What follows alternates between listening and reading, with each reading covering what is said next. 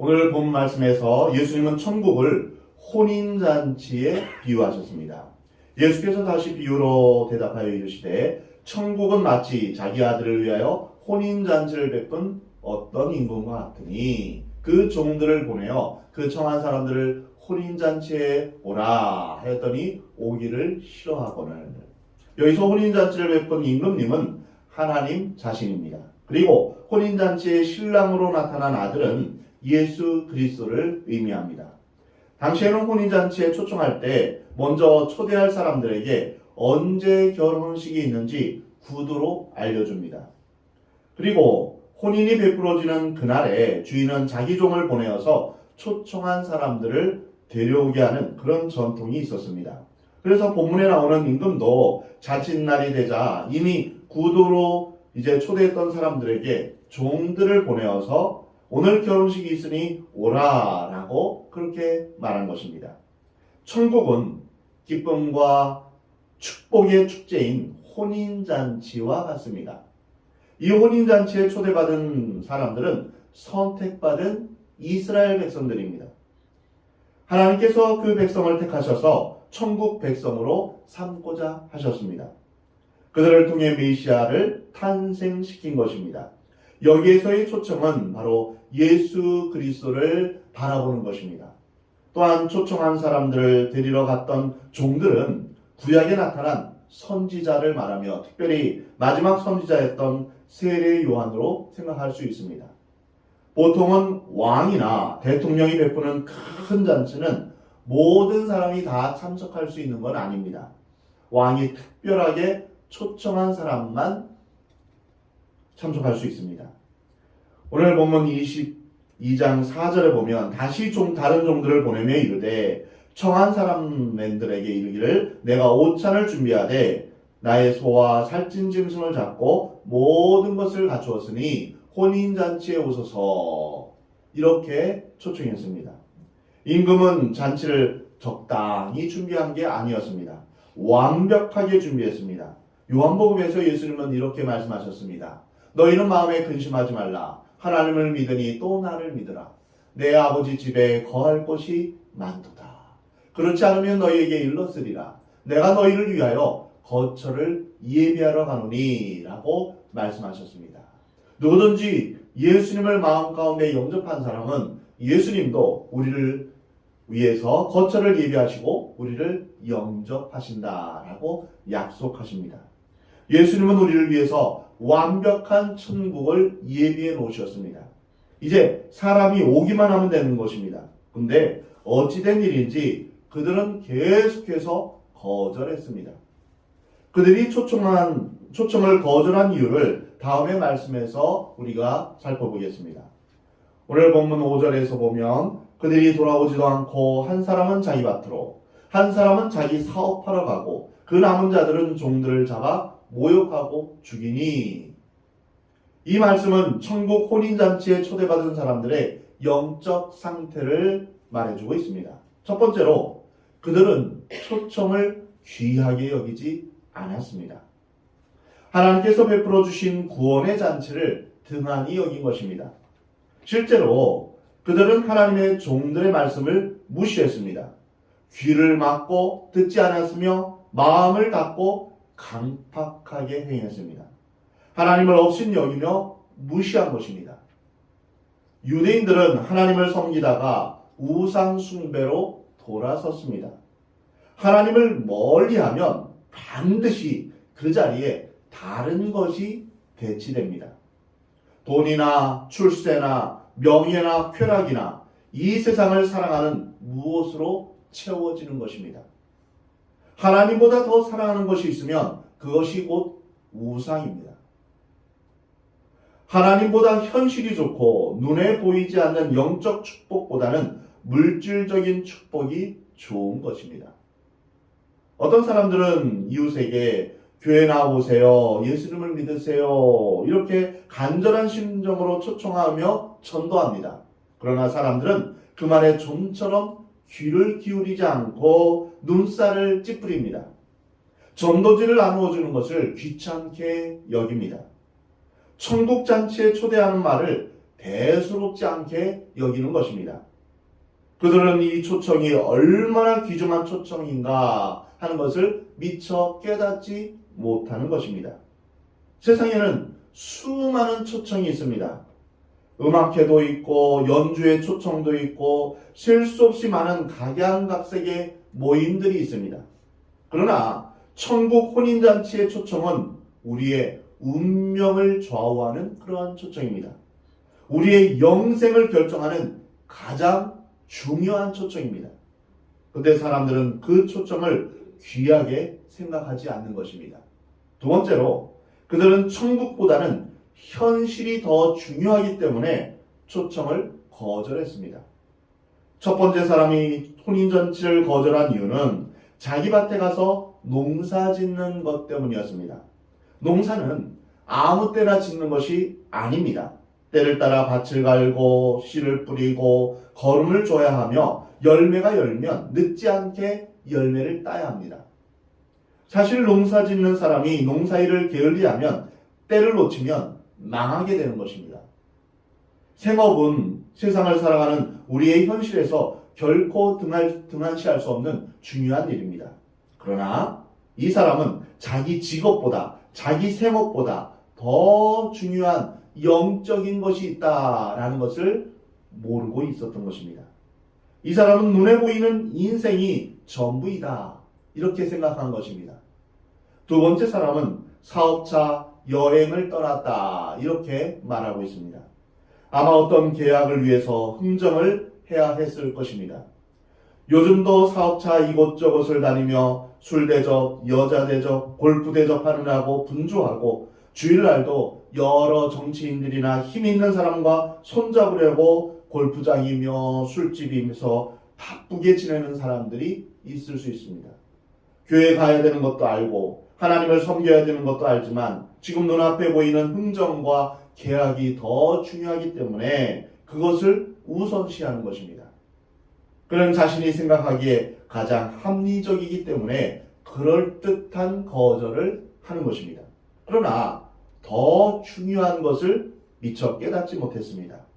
영원한 세계의 중요성을 알지 못한 것입니다. 오늘 본문과 비슷한 내용의 야고보서 4장에 보면 오늘이나 내일이나 우리가 어떤 도시에 가서 거기서 1년을 머물며 장사하여 이익을 보리라 하는 자들아 내일을 너희가 알지 못하는구나. 너희 생명이 무엇이냐? 너희는 잠깐 보이다가 없어지는 안개니라.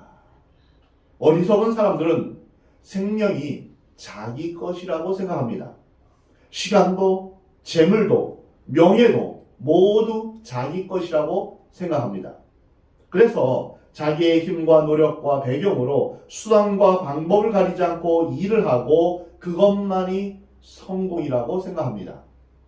세 번째 사람은 남아있는 사람들로서 초청하러 온 종들을 능욕하고 죽였습니다. 보통 결혼식이면 초청하러 온 종들을 죽일 것까지는 없지 않겠습니까?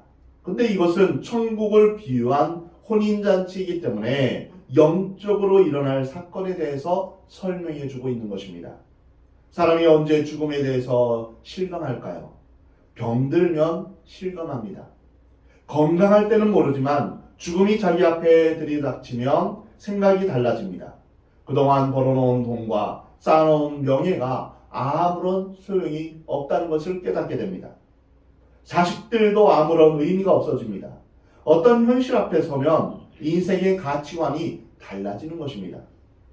과연 무엇이 중요합니까? 육체가 중요합니까? 영혼이 중요합니까?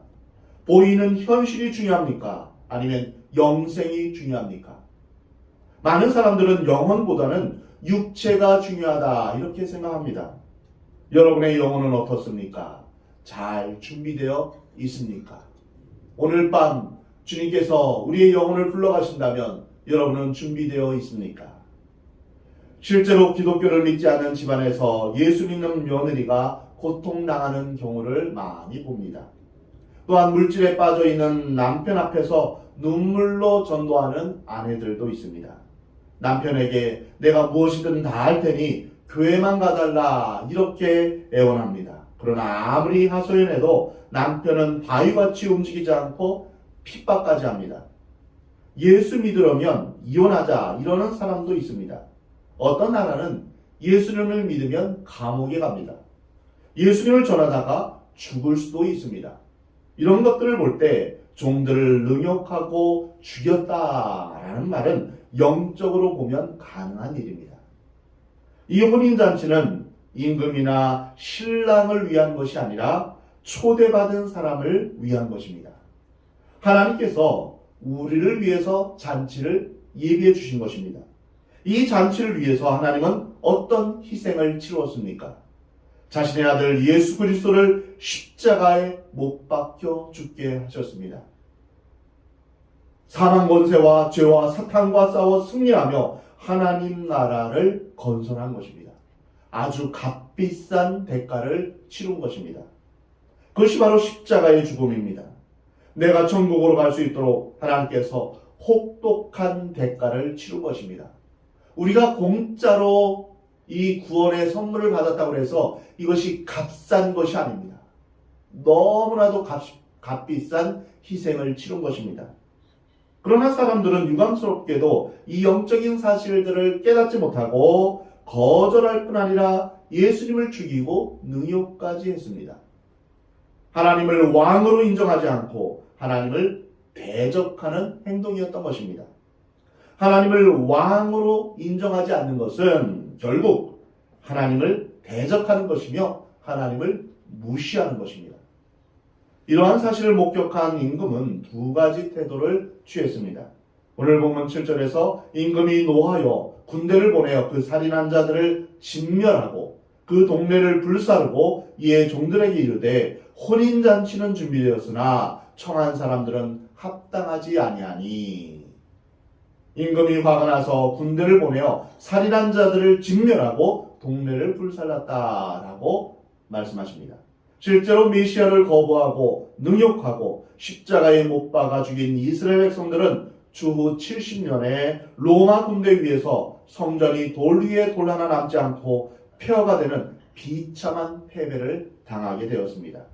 하나님의 은혜에 대한 거부는 심판으로 나타나는 것입니다. 주 예수를 믿으라. 그리하면 너와 내 집이 구원을 얻으리라. 이 말의 반대는 무엇입니까? 주 예수를 믿지 않으면 구원받지 못한다는 것입니다. 이것을 가볍게 여기서는 안 됩니다. 사랑하는 성도 여러분, 이러한 천국 초청에 지체하지 말고 지금 바로 응답하시길 바랍니다. 주님, 제가 주님을 믿겠습니다. 제 마음 가운데 예수 그리스도께서 나를 위해 십자가에 죽으신 그 사랑과 은혜를 온전히 마음 가운데 받아들이겠습니다. 돈 버는 일 때문에 시집가고 장가가는 일 때문에 바쁘다는 핑계를 대지 마시기 바랍니다. 이 초청은 우리의 영혼을 결정하는 아주 중요한 초청입니다. 천국의 초청을 거절하는 사람들에게는 영원한 형벌과 심판이 있을 것이라고 성경은 분명히 말씀하십니다. 하나님께서 잘 살고 있는 사람의 뒷덜미를 잡아서 지옥불에 확 던져버리는 것이 아닙니다. 사람들이 각자 선택하는 것입니다. 하나님이 살아계시며 하나님이 이 세상을 통치하시는 천국을 의도적으로 거부하기 때문에 스스로 지옥을 선택하는 것입니다. 천국과 지옥, 그것은 각자의 선택에 의해서 결정되는 것입니다. 구약에서 하나님께서는 셀 수 없이 많은 선지자를 보내면서 돌아오라, 회개하라, 하나님께로 돌아오라 말씀하시며 또 말씀하셨습니다. 여러분, 구약 성경을 찬찬히 잘 읽어보십시오. 하나님의 은혜의 말씀, 그 사랑의 그 절규가 절절하게 흐르는 것을 보게 됩니다. 얼마나 간절하게 내 백성은 돌아오라고 말씀하시는지 모릅니다. 이스라엘 백성들은 완악한 마음으로 그 초청을 거부했습니다. 임금이 취한 또 하나의 태도는 이방인을 구원하는 것입니다. 임금은 생각을 바꾸었습니다. 자격에는 맞지 않지만 다른 사람들을 초청했습니다. 오늘 본문 9절에서 내 거리 길에 가서 사람을 만나는 대로 혼인잔치에 청하여 오라 한데, 종들이 길에 나가 악한 자나 선한 자나 만나는 대로 모두 데려오니 혼인잔치에 손님들이 가득한지라. 내 거리 길에는 평범한 사람들도 있고 잡배들도 있습니다. 악한 사람도 있고 선한 사람도 있으며 건강한 사람도 있고 병든 사람도 있습니다. 종들이 거기 가서 사람들을 만나는 대로 혼인잔치에 데려옵니다. 여기서 우리는 하나님이 말씀하시는 참된 구원에 대해서 세 가지 중요한 진리에 대해서 우리는 알 수 있습니다. 첫 번째로는 선택받은 이스라엘 백성들에게만 임하리라 생각했던 그 구원이 버림받았다 생각한 이방인들에게도 임하였다는 것입니다. 구원은 누구에게나 열려있는 하나님의 초청입니다. 유대인들만, 아브라함의 자손들만 구원받은 것이 아닙니다. 누구나 다 구원의 문은 열려 있습니다. 건강한 자에게도 병든 자에게도 배운 자에게도 못 배운 자에게도 구원은 조건 없이 임합니다. 구원을 독차지했다고 자만했던 바리새인들과 서기관들, 백성의 장로들은 오히려 구원받지 못했습니다. 오히려 구원받을 수 없는 저주받은 인생이라고 생각되었던 문둥병자나 창리, 또한 세리, 그리고 구원이 전혀 임할 수 없다고 여겨지며 개처럼 취급되었던 이방인들에게 구원이 선포된 것입니다. 초대를 받을 자격이 없었던 자들에게도 예수 그리스도를 바라보는 모든 사람들에게 구원이 선포된 것입니다. 이것은 오직 하나님의 포용력과 넓은 마음, 놀라운 은혜만이 우리를 천국에 오게 하였을 뿐입니다. 우리의 공로나 우리의 의의는 전혀 들어가지 않은 것입니다. 근데 마귀는 우리에게 찾아와 너의 과거의 모습이나 과거의 신분을 보면 넌 구원받을 수 없어 라면서 깊은 열등감과 죄책감과 절망감을 우리에게 심어줍니다. 또 마귀는 우리에게 넌 차라리 자살하는 게 나아. 넌 인생의 쓰레기야. 라면서 우리의 마음 가운데 있는 하나님의 형상을 파괴해버립니다. 죄를 짓도록 유혹하는 것도 마귀고, 죄로 인하여서 죄책감을 갖도록 만드는 것도 마귀입니다. 그래서 우리를 고소하고 우리의 자존심을 무너뜨리는 것도 마귀입니다. 그러나 하나님은 말씀하십니다. 내 과거가 어떠했든지, 내 죄가 주홍같이 붉을지라도, 내가 많은 죄를 지었을지라도 나는 너를 구원하노라. 나는 너를 사랑하고 너를 받아줄 것이다. 내 죄를 용서하노라. 오늘 본문 말씀을 보면 사거리에 있는 사람들은 누구든지 이러한 구원의 초청을 받았습니다. 그래서 하나님의 천국 혼인잔치에는 가난한 자, 창녀, 살인자, 사기꾼, 병자, 귀신 들린 자, 건강한 자, 똑똑한 자, 부자 모두 다 있게 되는 것입니다. 구원은 누구에게나 다 열려 있습니다. 두 번째로 구원은 어떤 사람들에게 베풀어졌습니까? 선한 사람들에게만 주어졌을까요? 기도 열심히 하고 성경 공부 열심히 하고 교회 열심히 나오고 헌금 열심히 하고 봉사 열심히 하는 사람에게만 주어졌나요? 본문을 보면 악한 자들에게도 선한 자들과 똑같이 구원이 베풀어졌다라고 말씀하십니다. 오늘 본문 말씀에 종들이 길에 나가 악한 자나 선한 자나 만나는 대로 모두 데려왔다라고 말씀하십니다. 이 얼마나 놀라운 말씀입니까? 만약 구원이 의롭고 거룩한 사람에게만 임한다면 저는 구원을 못 받았을 것입니다. 건강한 자에게는 의원이 있을 필요 없고 병든 자에게 의원이 필요하듯이 자기가 의롭고 거룩하다 이렇게 생각하는 사람에게는 구원이 없습니다. 바리새인들이 스스로 의롭다 여겼을 때 실제로 예수님으로부터 하나님으로부터 의롭다 여김을 받지 못했습니다. 저는 죄 중에 태어났습니다. 저는 행하는 것마다 죄밖에 없습니다. 겉으로는 의롭고 거룩해 보이지만 깊은 내면에는 말할 수 없는 죄가 있습니다. 저는 죄로 말미암아 고민하는 사람입니다. 저는 공고한 사람입니다. 이 사망의 몸에서 누가 나를 건져내랴. 이렇게 심각하게 죄 문제를 고민하는 사람에게 구원이 임하게 되는 것입니다. 악한 사람들이 회개해서 선하게 된 후에 잔치자리에 왔습니까? 아닙니다. 이 사람들이 한 일은 단지 그 초청에 응한 것뿐입니다. 성경에 나오는 구원받은 수많은 사람들을 생각해 보시 바랍니다. 예수님의 십자가 옆에 달렸던 한 강도가 구원을 받았는데 그 강도가 선을 행해서 구원을 받았습니까? 아닙니다. 그는 죄 중에 죽어야만 했습니다. 죽어가는 중에 구원을 받은 것입니다. 마지막 순간에 예수님을 발견한 것입니다. 그가 한 말은 나를 기억하소서. 그는 더 이상 착하고 의롭게 살 시간이 없었습니다. 시간의 여유가 없었습니다. 십자가에서 내려와서 무슨 선한 일을 했었어야 되는데 그럴 만한 시간이 없었습니다. 그는 오직 한 가지 사실, 예수님이 구원자이심을 믿었습니다. 그때 오늘 내가 나와 함께 낙원에 있으리라. 예수님을 하나님의 참 아들이라 믿고 의지하는 순간에 죄가 사라지고 구원이 임했습니다.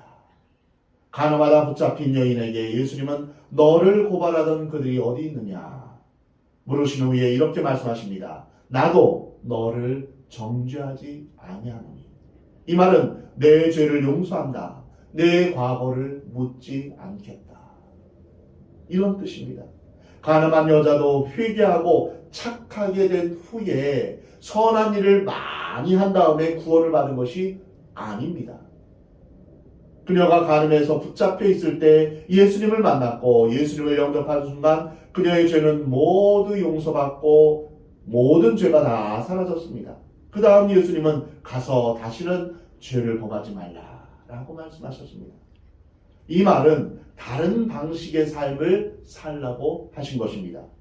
과거처럼 살지 말고 새로운 피조물로서 회개에 합당한 열매를 맺으며 하나님의 자녀로 살라는 것입니다. 하나님은 내가 지은 죄를 용서하는 것이 아니라 죄인인 나를 용서하시는 것입니다. 나를 용납하시는 것입니다. 나 자신을 받아주시는 것입니다. 죄인인 나를 용서하셨기 때문에 내가 지은 모든 죄도 용서함을 받은 것입니다.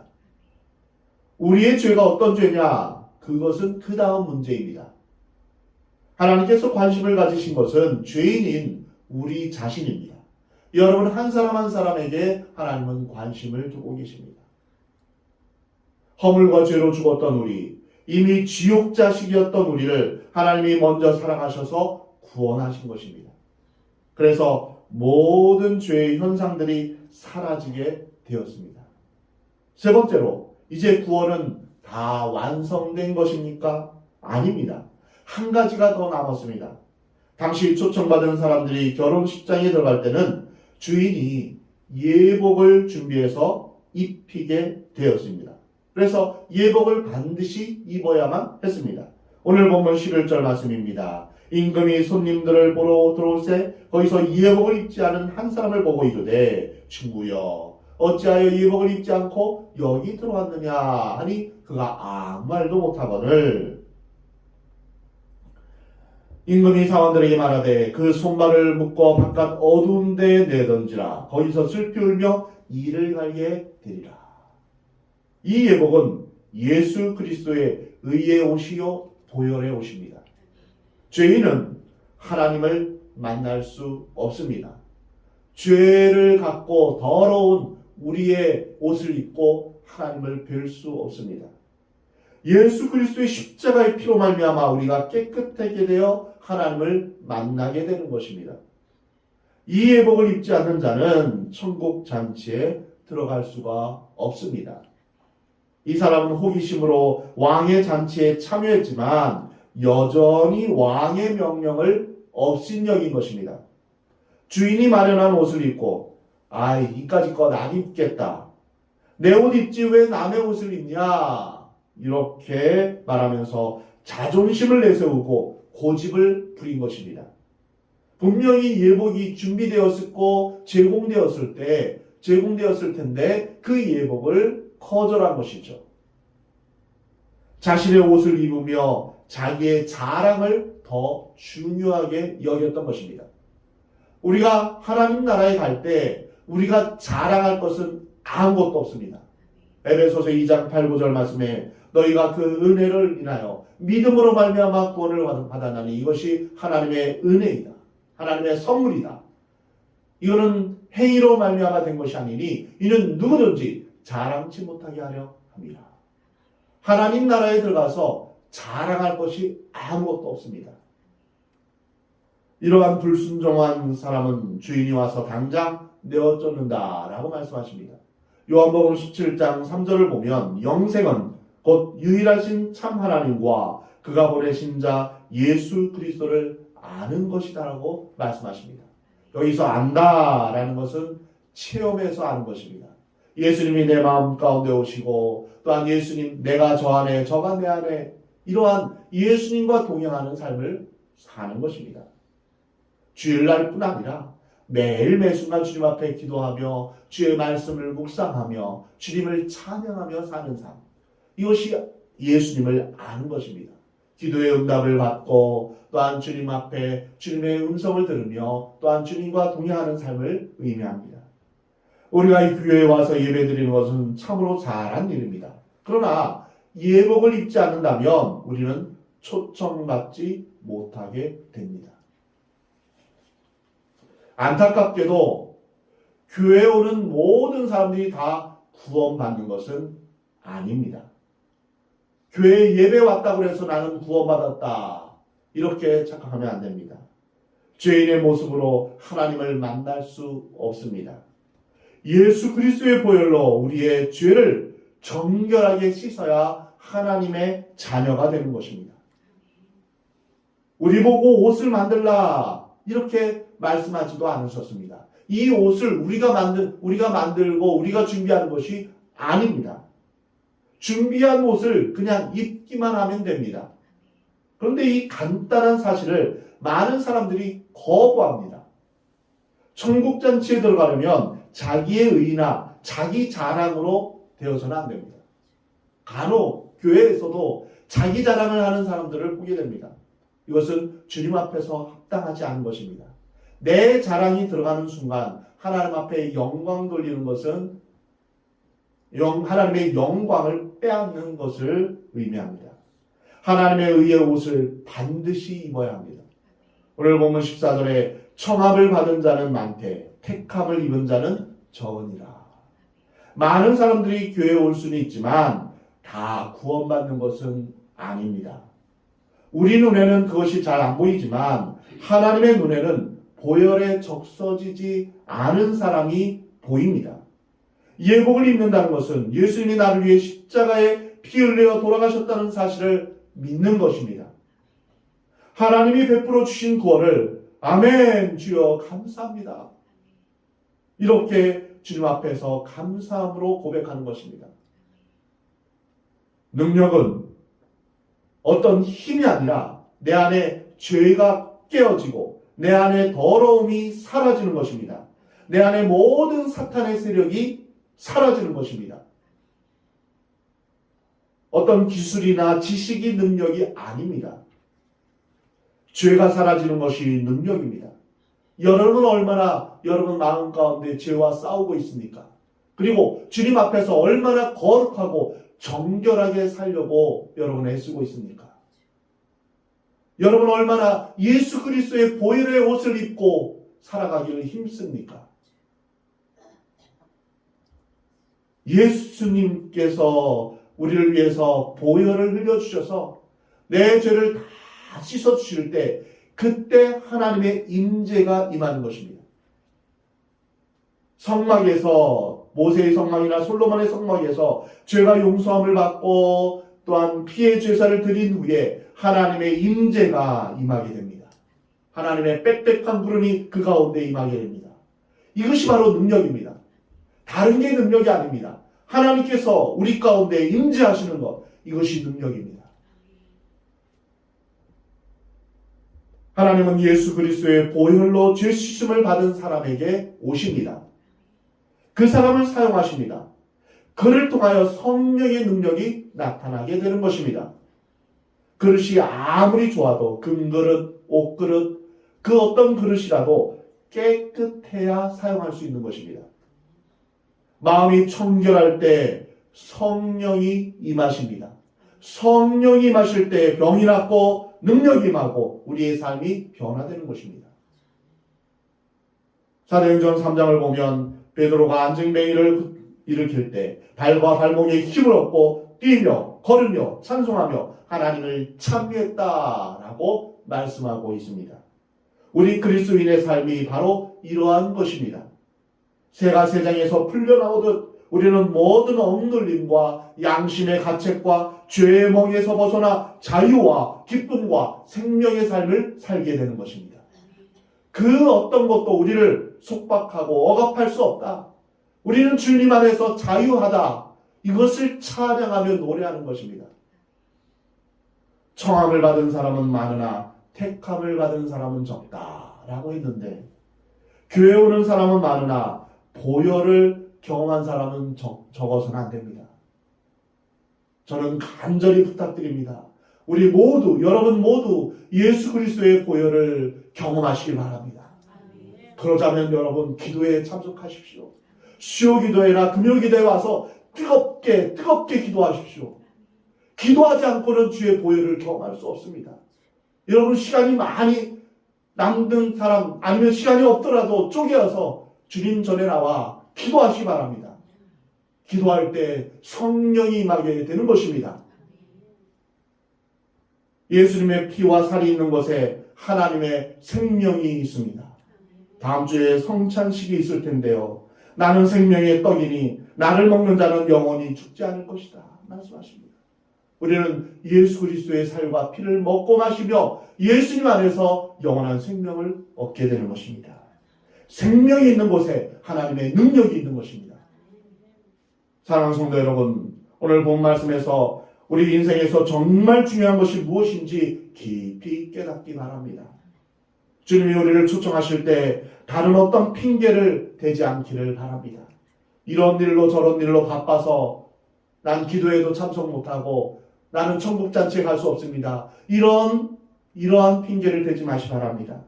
예수님이 나를 위해 보혈을 흘려주신 것을 믿고 우리의 예복이 주의 보혈로 깨끗함을 입기를 주의 이름으로 축원합니다.